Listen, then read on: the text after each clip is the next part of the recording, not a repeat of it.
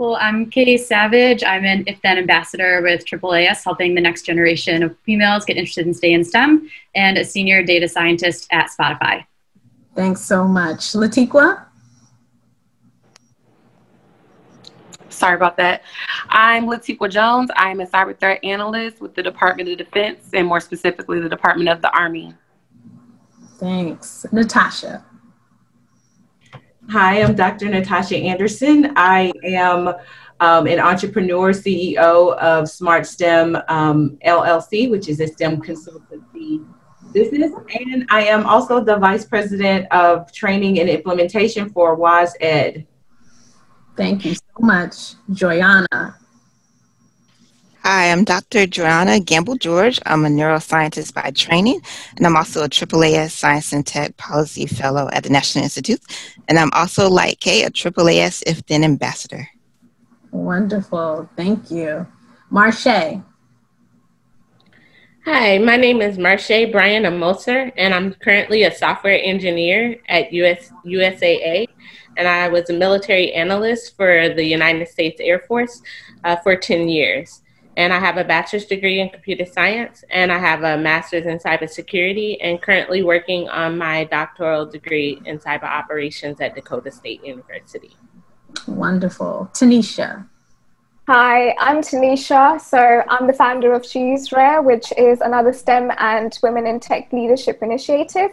So if you want to check out more role model stories, feel free to have a look at Choose Rare website to inspire you further. And also I'm a business analyst at News UK. So I work for the Sun newspaper. And in the past, I've also worked with clients such as the BBC and European Council and more.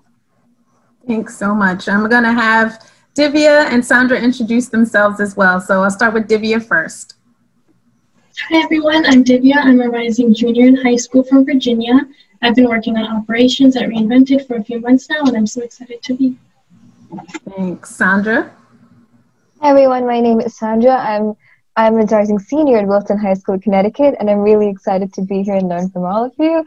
It was really inspiring hearing all of your stories from this panel. I've been a part of Reinvented for about 3-4 months now, and it's been an amazing experience.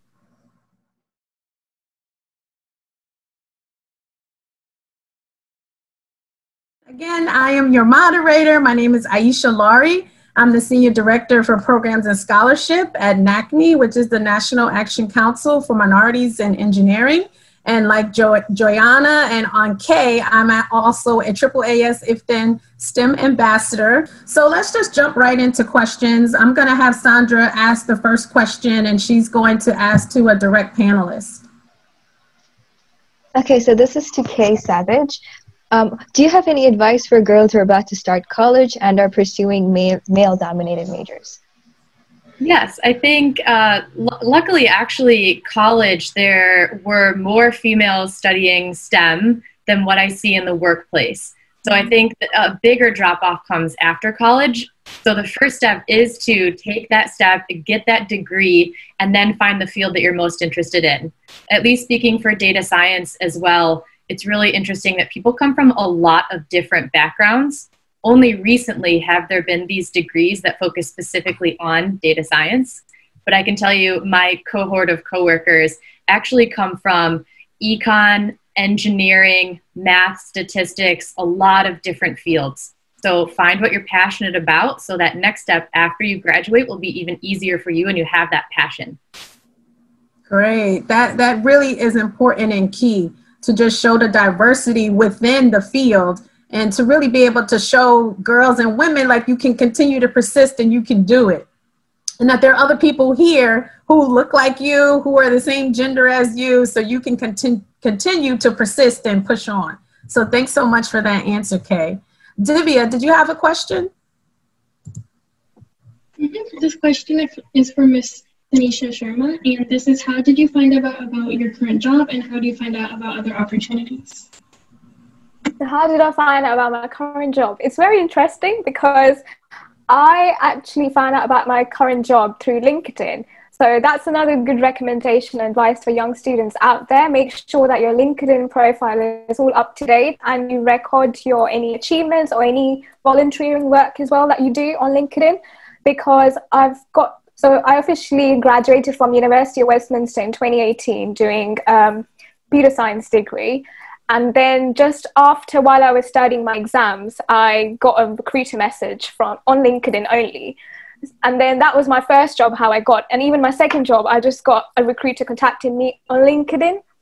So again, it's just opportunities come through a lot through LinkedIn as well. And it's a great network to find and introduce yourself and to learn from other people out there. You can even like connect with them and ask for any advice or how to grow your skills further, or, you know, learn more about their experiences and the job that they do. And it will just open more opportunities for you, because it's all about giving and taking opportunities at the end.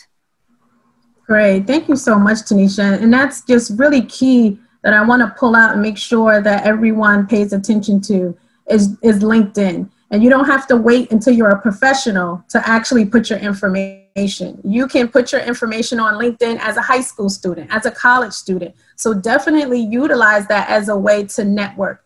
And one little tip that I would say is when you want to connect with people, like find something and a reason to be able to connect with them. Instead of just sending them a blind, you know, I want to connect with you. If there's something interesting that you saw on their page, or if you saw them participate on a panel or something like that, you should follow up and say, I really enjoyed hearing you talk, or I really enjoyed this part of your research, and then send them a connection. Because people will be more prone to want to connect if they really feel like you've, you know, kind of looked at their work and what they're doing rather than just a blind connection. So that's just the tip. So for all you high school students, you can create a LinkedIn profile. So I want to ask. That is so true, Aisha. Oh, yes. So I want to ask the next question to Latiqua and Marshay in particular, just to talk about your military experience and how did that actually impact what it was that you decided to go into as your field. So I'm going to start with Latiqua first. So my military experience, I actually started off as a military analyst as well in the intelligence field. I think Marshay actually said the same thing. I stayed in that field for 10 years. And then I realized, well, early in my career, I realized that I wanted to do something different. So I was kind of jumping from major to major, not really understanding that I could connect some of that military experience with something in the real world after I got out of the military. So I actually had a colonel who, you know, computer, you seem apt for this type of stuff. Let me show you this different world. And he exposed me to computer science, and I enjoyed it so much. I enjoyed programming. I still program to this day. I volunteer a lot, even though I've switched to the cybersecurity world. And that's another thing too. When I went to the cybersecurity world, a little bit of my programming experience, as well as my military intelligence experience, is needed in that world. We need more broad people. So that is how I ended up as a cyber threat analyst from my military background. That's really interesting. I'll let you go next, Marshay.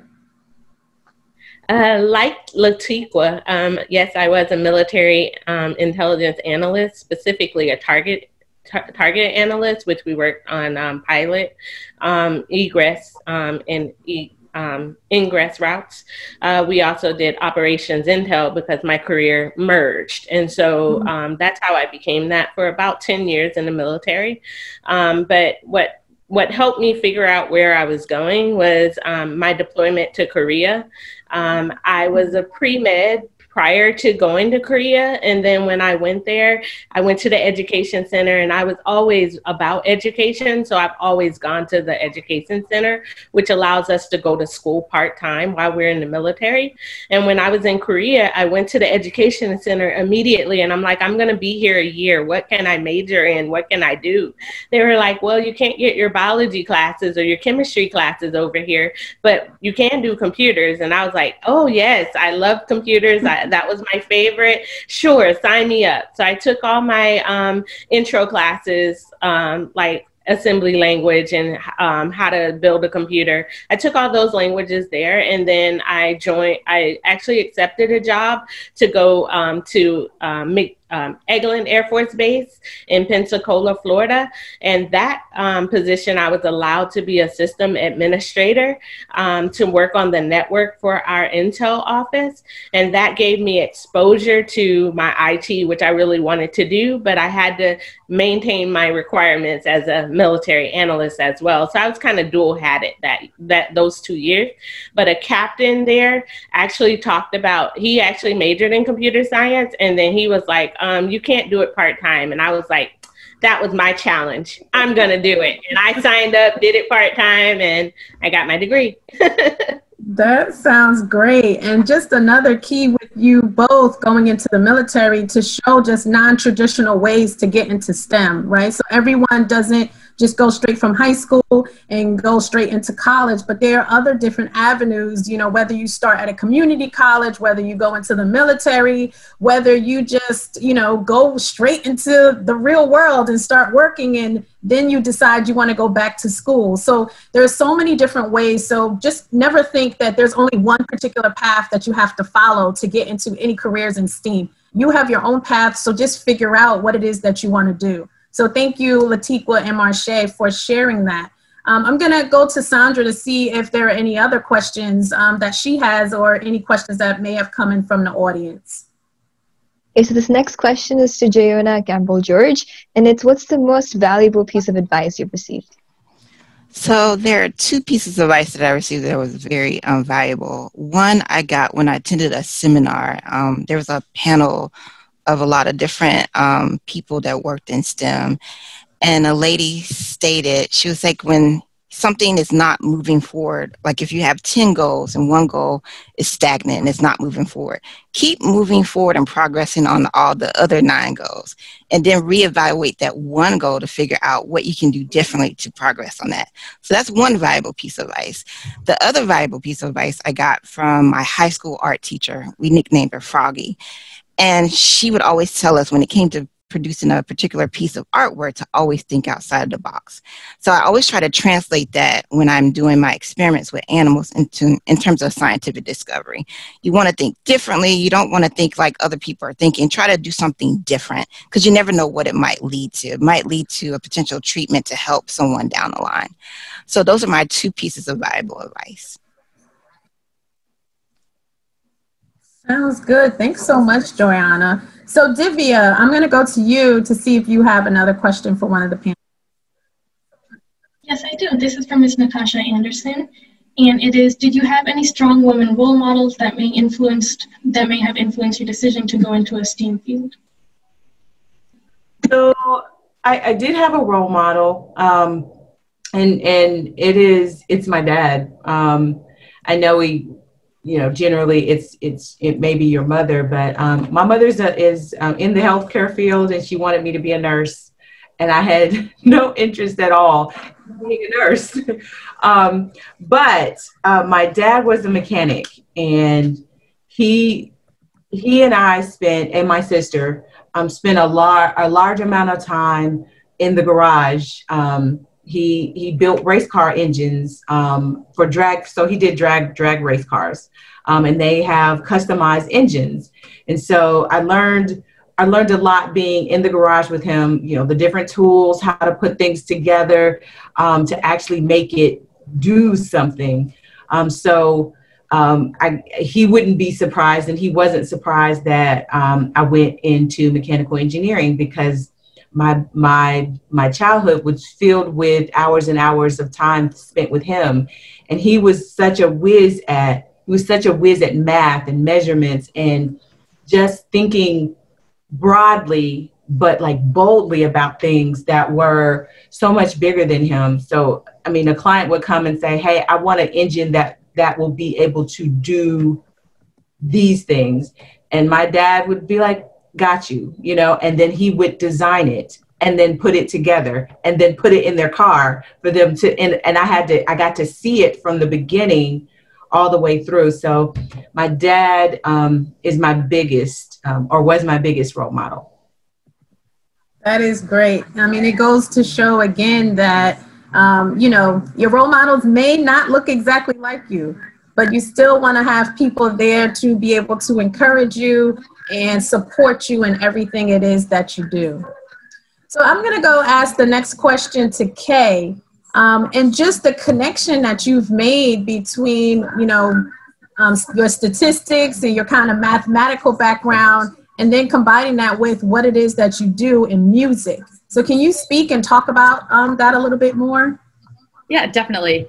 I think when I was studying all of math and everything through high school and through college, I didn't necessarily see how it connected to the real world, but I still really liked what I was studying. So I kept doing things that interested me. I kept taking courses that I was most interested and passionate about. But then when it came down to it and I was looking for ways to apply these technical skills that I have, I really fell upon Spotify. It was an interesting journey to get here, but there are so many different ways that you can apply data science. And I think that's what really resonated the most to me. I love music, podcasts, and audio. And knowing that there is a career field out there where I'm not an artist, don't ask me to play any instrument, but I can take what I'm good at and apply it to things I'm passionate about, amazing. But at the same time, there are data scientists in the healthcare field, there's data scientists in fashion, there's data scientists in sports TV. You can apply this field anywhere. And that's really one of the reasons why I chose this career field is I love a lot of different creative fields, though I'm not the most creative person. So I want to be able to help those people or be around those people with the skill sets that I can provide to them. That is really awesome. And just a point to really show that you can definitely combine and merge these different fields with other areas, just as, you have engineering with, medicine and engineering, so you could do biomedical engineering. So you're just giving a great example of if students have other passions, the way that they can actually apply what it is that they're doing to their passion as well, if it's something that's outside of engineering. And I love the fact that, we wanted it to be STEAM versus just STEM, to really show, the arts that are in there as well, and what students with, who have passions about art degrees and what they can do. I mean, even like, interior design, there's a lot of math that is involved in that. And so those are different things that we want to make sure that we pull out so students can see the ability to be able to merge some fields together and to be able to go after something you're really passionate about, and then maybe something that you love. So thank you for sharing that. I'm going to go to Sandra and see if Sandra has any other questions. Yeah, next one is to Ms. Tanisha Sharma. How have you recovered from failure or a tough quitting moment in your professional life? So that's an interesting one. So actually, I didn't want to go into a tech industry. So it's all happened around my A-level results for when you come out of just college and then you're planning to go to university. So actually, I was in love with banking and I wanted to go into banking and study economics, but my A-level grades weren't that enough to get me into the course that I wanted to get into. So then my sister came up with another solution of like, why don't you try a tech degree and that can help. But I felt like quitting and I was like, why am I doing this coding and tech degree? I don't know anything. Because what when you happen is a young kid, you just think technology means coding, but actually it's not. It's so diverse. There are so many careers which you can explore. So that was like a failing moment for me because I felt lost. I didn't know what I wanted to do with my career, what I wanted to study. But when I started to do that degree, I explored more in terms of different career options. So there's always opportunities out there, but you just need to make sure that you don't give up and just take the steps forward and learn from any mistakes as well that you make and how can you improve on them. So don't consider failures as like it's just a blocker to getting you moving on. It's just a way that you can learn and improve yourself so then you can be a better version of yourself at the next step. So even in professional lives, there's always sometimes in daily life you just don't do a presentation which is good enough, or you just feel like quitting or just changing your jobs. But it's just opportunity for you to learn and see how can you make that presentation better. Because there was one time I was doing a presentation to an external client, which is another media company. And my boss manager told me, you're going to be leading this presentation. And I was like, yes, I've already tested my internet, mic, everything well. And then we get to this client office and the internet just doesn't work. And it's the 5 minutes before, and I'm just like, oh my God, what do I do? So that was like a failing moment, because I was like, I may not get another chance to present at a client meeting. But then it was just my first chance, and we learn just from mistakes, and you have to make mistakes in order to grow further. So just learn from your mistakes and don't take failures to your heart. Thanks so much, Tanisha. I'm actually going to ask Natasha the same question. As you have your own company where you help students, what type of advice do you offer them when some of them may come to you with, situations where they talk about how they failed at something? So failure is part of STEM and STEAM. It's built in. It's guaranteed that the thing that makes it onto the shelf is not the first version. It's just not. It's probably not even the second version. It's not even the 10th version. It's so far down the line. So I would tell kids that failing is fine. Fail forward. Learn the lessons that this failure brought. Learn them, but don't take them to heart. It's not personal. It's not personal. It's not that you in particular failed. It's that this thing or, this process didn't do what we expected it to. And so what are the lessons that you can learn? Think about those. Go rewind and review what happened. And then think about the things you want to do that's different. Okay, now that version 1 didn't work the way we wanted it to. What does version 2 need to look like? Okay, that didn't work out. We thought this was going to happen, but this thing happened instead. Okay, so now what does version 3 look like? And keep moving forward. So you have to push through it. I mean, be disappointed, feel all the feelings, do all of those things, but keep moving, and you'll get where you want to go. It may not be when you think you're going to get there, but you will get there. Just 2 things I want to bring out from what Tanisha and Natasha have said was, especially Tanisha, just saying that, you weren't sure if you wanted to go into it because you felt like you weren't strong enough academically as a student. And I think that that's really important because as you think about these fields, you don't need to be a genius in any of these areas. You just have to understand how to use what you've been given to be able to problem solve and make something happen, right? And so failure is a part of that, bringing that in, as Natasha and Tanisha said. You want to be able to fail because it can show you what you can possibly do. And many products and many things that have been great products have come out of failure, right? And so that's how you pretty much figure it out. For me, it was, I knew that chemistry was not my strong point. So I knew that I was not going to be a chemical engineer, right? So I knew that I had failed my first chemistry class when I went to college, and I just knew like it was over. But I was able to understand how to get through it, to be able to understand, but that wasn't an area that really excited me. So just because I failed that class, it didn't mean that I wasn't suited to be an engineer or that I couldn't complete it, right? So you just have to figure out and learn from your failure. The other thing that I had to do is to really, get in study groups. I couldn't just study and do things on my own. It was helpful for me to be able to surround myself with people who were studying and could help me. So there are different things that you can learn from failure. And once I was able to do that, I said, oh, it's not that I just don't know chemistry. It's just the way that I was doing it wasn't the way that worked for me. I know, Marshay, you wanted to add something to failure as well.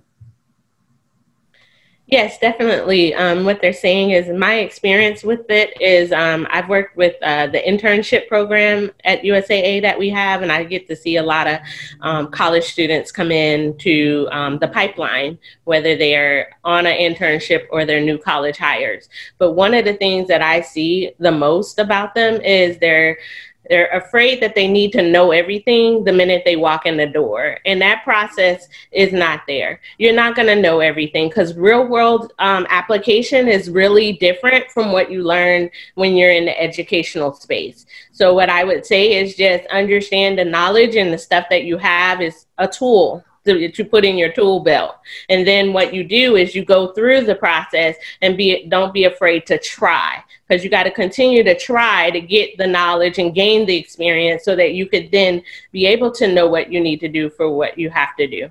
So don't be afraid. It's just something we have to go through and be bold and abrasive about it. Yes, I like that. So remember, it's okay to fail. So I'm going to go to Divya, who has the next question. This is to Miss Joanna Gamble-George, and it is, what can I do to overcome my fear for math? I want to find my path in life, but not sure what to do because I'm scared of math. Ooh, okay, that's a hard one. You can do it, Joanna. Fear of math. See, I really loved math when I was in undergrad. I graduated with honors in mathematics. But I think to overcome the fear is to sometimes go and seek help from people that are really good. So you might want to get tutors if you're struggling in the discipline, or you can go talk to the teacher, ask questions. But I don't think you should be scared of it, because I think math is just really cool because you can apply it to so many different things in life. So definitely go and seek out the help, and then try to get experience doing research with math. That's a little bit different. And I think just getting exposure to it might help you to overcome those fears. Sounds good. I know, Natasha, you wanted to weigh in on this as well. I did. So I'm a former math teacher. When I went into education, I taught math and taught math, physics, and engineering classes. And so what I would tell you to do, so first I want to honor your fear, because the fear of math is a real thing. I don't want you to buy it, go all in on it, but it is a real thing. And I really want you to know that you're not alone. There are a lot of people who experience the same thing. But so first I want to say that. And two, I agree with Joanna when she says, hey, seek help from others. The other part is release yourself from the thought that you have to get it right all the time. Because part of the fear is that you built it up in your mind to be this thing that you have to get right all the time. And part of getting over that is releasing the notion that you're going to get it right all the time. What I can tell you about math, though, and this is the way that I taught it to my students, is that take this with you, is good thing about math is that math is a problem solving. Math is all about problem solving. I'll just say that. So here's a given. You're going to be given a problem. Your teacher is going to give you the steps to solve the problem, and then you solve the problem. And so that's math at every single level. Even if we're talking about 1 + 2, or we're talking about 1x + 2x equal 5x, right? It's the same. Okay, so if you can adopt that mindset of, I'm going to be given a problem, I'm also going to learn the steps to solve that problem, and then I can solve the problem. I think that will help you moving forward, as opposed to, I got to figure this out. You're going to be given the steps, because nobody's in every single math class, you're going to be given the steps. And so, again, get the help, adopt the problem solving mindset with math, and give yourself a break too. Okay. This is a pretty popular topic. Thank you, Natasha. So we had some other panelists that want to weigh in before we move to the next question. So I'm going to start with Kay, and then I'm going to go to Latiqua and Marshay. Sure. So I also think starting small really helps. a lot of the larger mathematical concepts are built on really small, simple pieces. So once you start feeling good about those building blocks, then you can move on to the next steps. So it also incorporates what you other panelists were saying is ask help on those small pieces, help them make sense, and then you're able to move on from there. But additionally, I think I have always kept in the back of my mind that I believe that humans as a people are very mathematically inclined, even when we don't think about it. When I break up a cookie with my older sister, I am very aware what 51% looks like. And I have always been just mathematically driven, even if it's not with numbers. We are always trying to incorporate different numbers in how we solve these problems. So whenever you're out in the real world as well, see how you can think about the small problems that you're working on, where they might apply, also making it more relatable to you. Why is it important to solve this algebraic equation? When else would I see this in the real world? If it becomes important, if you see those building blocks, it'll become a little less scary and a little more fun. Thanks, Kay. Latiqua? I definitely agree with that, applying it to real world scenarios. I actually was one of the very few of these panelists, apparently, that had issues with math. My issues were, I wouldn't say solved, but they were definitely helped with tutors, and not just any tutor, but a tutor that I could relate to. My tutor was actually a friend of mine that I had to put in every group chat and text message. Can someone please tutor me in Calc 3? I was over it. So I would definitely say find somebody that's, you know, in your class or in one of the, has already taken it before, that can tutor you.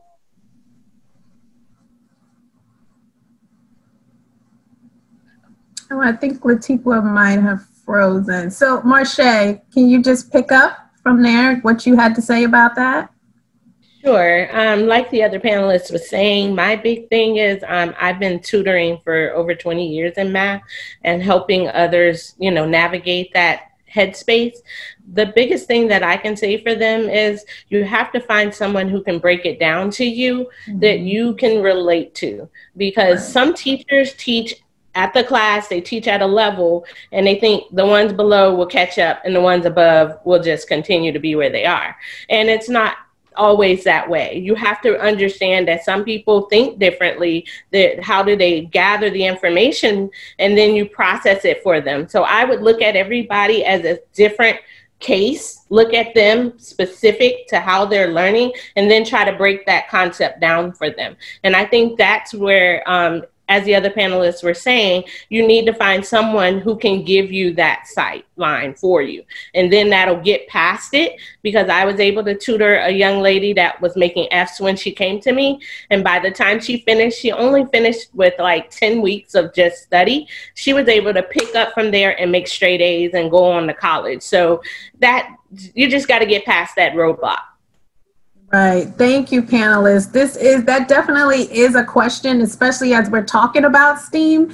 And students are very scared of math and science, and they don't really know how to understand and how to maneuver it. So I love Kay's even example about the cookie, because that's something that you can talk to young kids about, you know, even in terms of cooking and ingredients and how you're measuring things. You know, that's all math. And that's how I try to really incorporate math and get my kids to really understand, is we do that by cooking, and I'll have them measure things and actually do the conversions, and they're very comfortable with it. So as some of the panelists have already said, you want to find things that you can connect with, which will make you just seem like you're not even doing math, like it's not even math at all, but you're actually doing it. And then, you know, like Latiqua was saying as well, find someone that can really connect with you, right? You want to find either a peer, you know, a partner, or, you know, if there's a teacher or a tutor that you have, someone who can relate to you on your level to be able to help you where you are, right?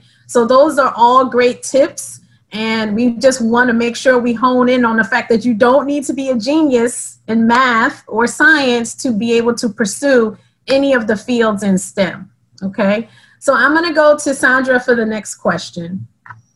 Okay, so I wanted to say thank you to YSA 1996 from Twitch for asking the question about math. We got some really helpful insight. Our next question is to Ms. Tanisha. So what are some of your hobbies that correlate with your career?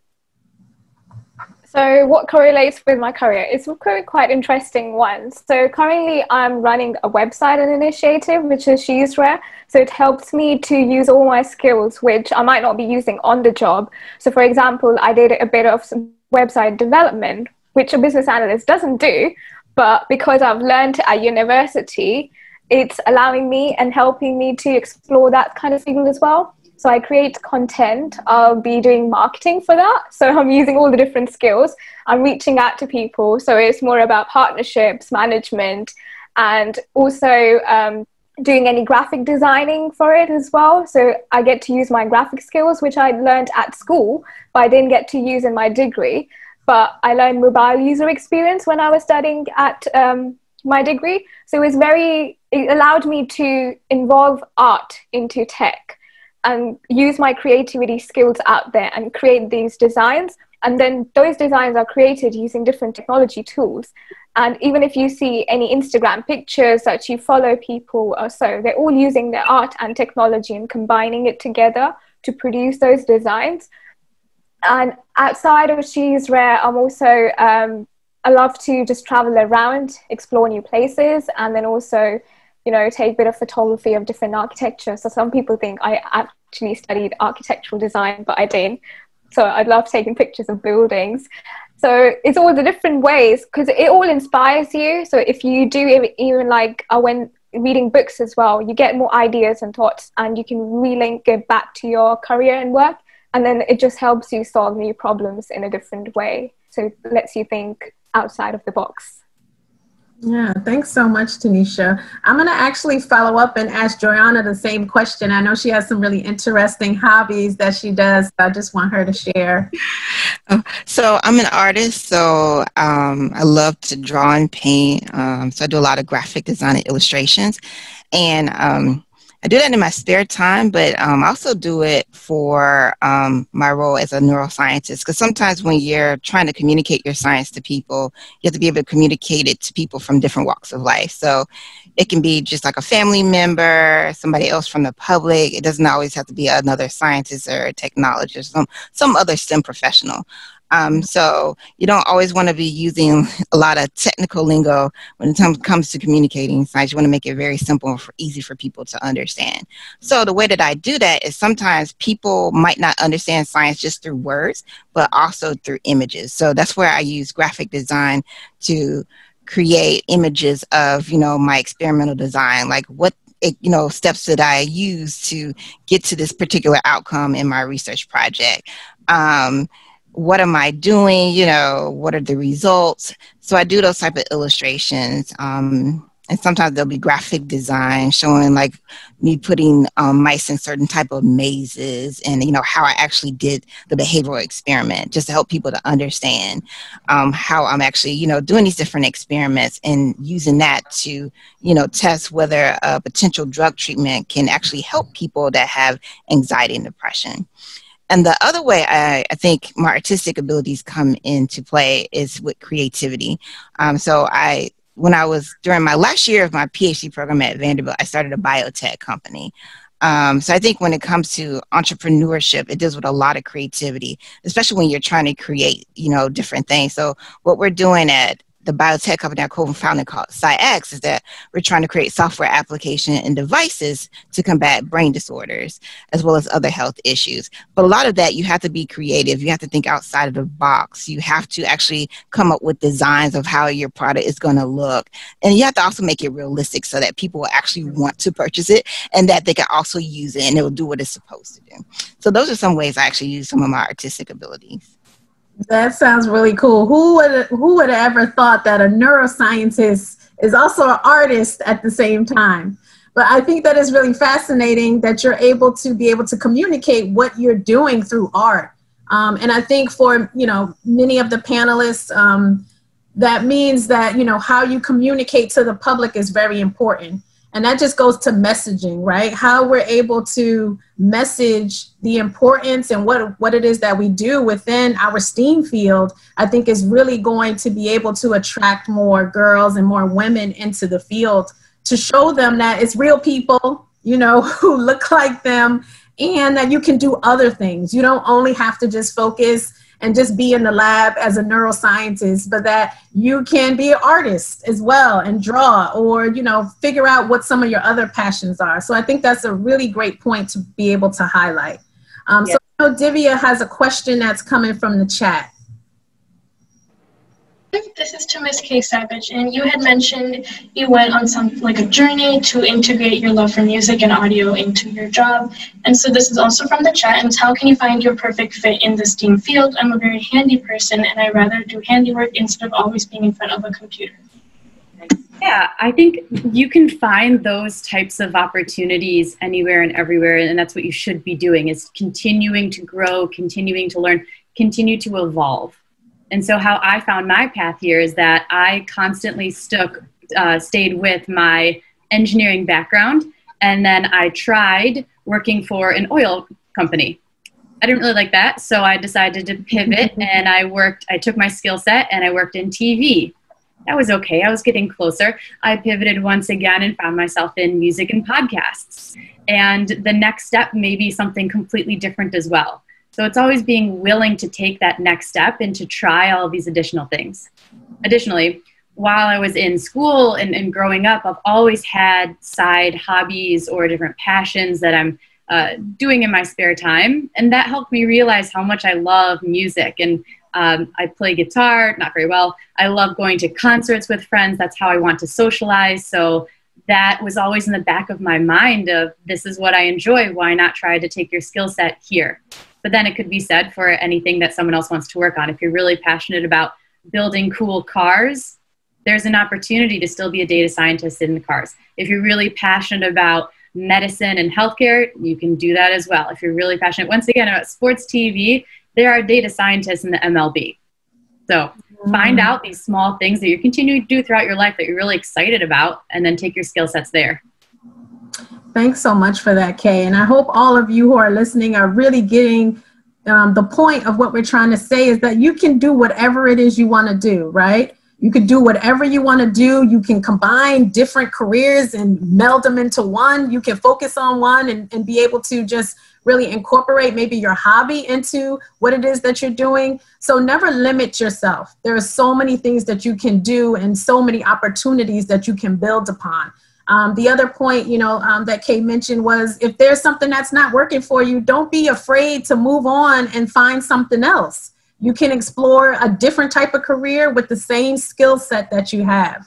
One of the things that I really love about, these fields is that you're really taught and you're able to problem solve, and you're able to analyze and critically think about things. And you use those skills in all different types of careers, even careers that are not STEAM specific. So those are definitely skills that, you're going to hold on to and use everywhere. So just really remember that as you're thinking about what it is you want to do, or even if you're already doing something and you're thinking, I think I want to do something different, don't be afraid to kind of take that leap and move on to something else. So as we're approaching our final few minutes, I would like to just give the panelists an opportunity to give any parting advice, or you could even actually, tell maybe what your advice would be to your younger self. If you had the opportunity to talk to your younger self, what type of advice would you give yourself, right? So I'm going to start with Latiqua first.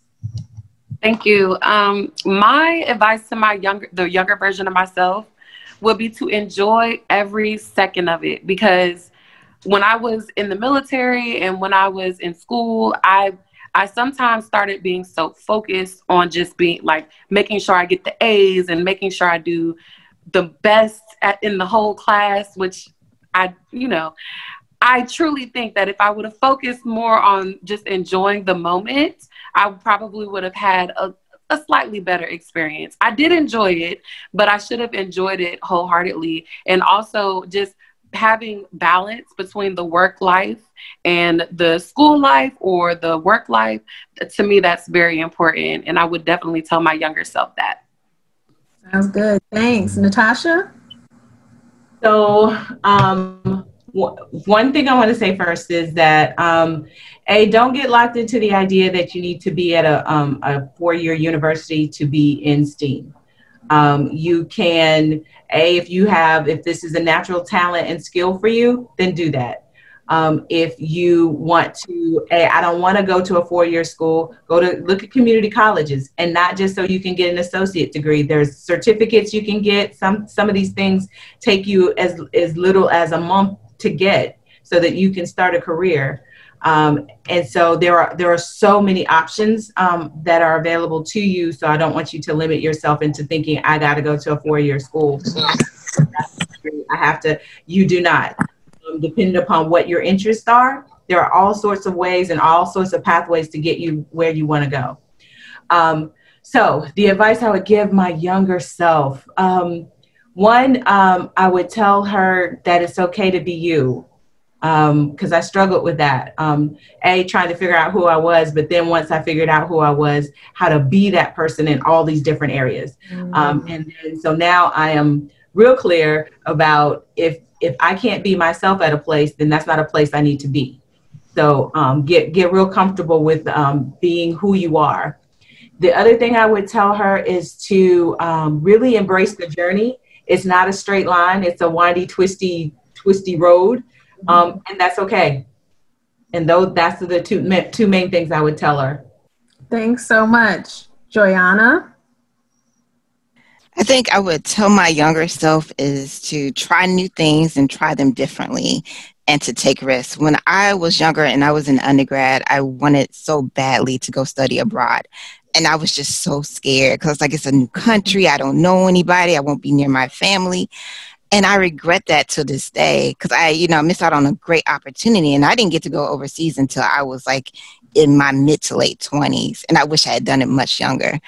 The other thing is to never give up. Always believe in yourself. Know that you have the determination and the abilities to achieve whatever dream you want to achieve and make a reality. Don't let anybody try to stop you from achieving those dreams. You have what it takes to get there. I agree also with the other panelists in that life is, when it comes to your STEM journey, it is not a straight line. You're going to have, sometimes it could be a whirlwind. It can have twists and turns. It's not going from point A to point B. But the thing is, just enjoy the ride and make the most of it. Life to me, is just beautiful. Even with the bad, you learn a lot. And I think you can also learn a lot from your mistakes and just improve on yourself as an individual. Wonderful. Thank you so much. Marshay? What I would tell my younger self is that it's okay to go the path that you did. Military, it was just a tug and pull. Do I go to a 4-year university first, go to the military? So I did the military and that was okay. Being a single parent, that was okay. It made me change my career and slow down in places. And then my education, I have 2 masters, 1 bachelor's, and this is my 2nd attempt at a doctoral program. I had to get out because my son needed me. He needed more focusing to stay in school and graduate. So it's okay. So every step that I've gone, all the experience that I've earned along the way was okay. And then I went the last step to secure my company. I picked USAA and I worked in insurance first before I moved over into IT. Even with all of my background in IT, I went that way. And that path was okay. Then I transferred over in the software development, and I haven't made my last step yet. I'm moving all the way into cyber to actually work on that area as well. And that step, it's not delaying me. My journey has just been, I would never change anything because I wouldn't be the authentic person I am today. I wouldn't have the story that I have today. I wouldn't be able to mentor all the young students in the community with this step. So I would say just learn everything that you can. I would say network when you can. You would find people to talk to in a field that you want to go into, because we'll call. I take phone calls all the time and I'll tell them, advice because they're trying to work with something with school. So we got to give back. So I would say continue this path because it's going to get me where I got to go. And life is too short not to worry about the past. Let's worry about what's forward. Great advice. Thanks so much, Marshay. Kay? Sure. To reiterate what some other people said, they really touched on my main point. I think Joanna said it best as well. There is no point A to point B straight line that you have to go. For example, Spotify wasn't created until about 10 years ago. So in high school, if I was aiming for this position, it wasn't created yet. There is no way to get to where you want to go. But the STEM education I got allowed me to prepare and literally build the future, which I think is just the coolest thing you could possibly do. And then the second part is surround yourself with inspiring, positive people. My freshman year roommate tutored me in a subject. My friend's younger brother tutored me in a subject. And now I want to pay it forward by being an if-then ambassador with the AAAS and help the next generation as well find their path, whatever that may be in any sort of a STEM or STEAM career. Thanks. That really is inspiring. Thanks so much, Kay. And last but not least, Tanisha. So the advice that I would give to my younger self, so I'm only 23, but to more younger self then, I would give is that be more confident, especially when you're young. So I was not that confident and I was afraid to ask for help or didn't know how to ask for help in the right way. But I wondered if I did ask for help and ask the right questions at that young age, it could have led me to a different path from where I am today.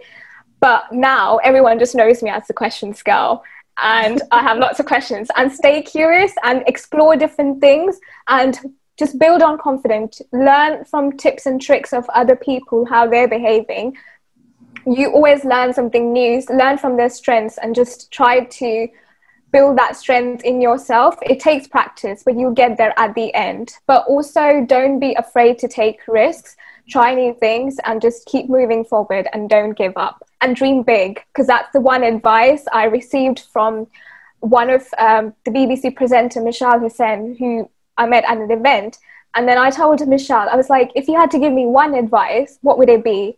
And then she just wrote, dream big, because even if you dream high enough, you'll still reach a good enough place. So just keep moving forward and just think and just keep pushing for your goals. That is definitely great advice. I want to thank all of the panelists for all of their words of wisdom and being able to share with us. Many of them have touched on things that I would say, so I won't repeat them, but it's all been great. I just really want you all out there to just know there are role models who are women who are in these fields, and we come in all different shades, shapes, sizes, colors, backgrounds, everything. And so if we all can do it, if you're interested and you want to pursue a career in any of these fields, that you can do the same thing. It is about, confidence and asking questions, and none of these things will come to you immediately. There are things that, I'm still learning and continuing to grow myself, even being, in the working world for 20 years. So I'm still growing and learning new things. So you're never too old to learn something. So just never forget that. So I want to thank all of our panelists again for joining us. I want to thank all of the members of the Reinvented team who've helped to work behind the scenes and also in front of the scenes to really help put this together with the questions and then all of the work that they've done, even on the graphics and everything. So thank you all. Thank everyone so much. We hope to see you again next month when we have our September panel. And we would like to remind you to make sure that you go to our YouTube page and make sure you subscribe. You can see some of the other panelists that we've had from the previous months. Their information is there as well, and you can check out their videos to find out some of the things that they've done. So I want to thank you all, thank the panelists, really appreciate it, and we hope that you stay safe and be well.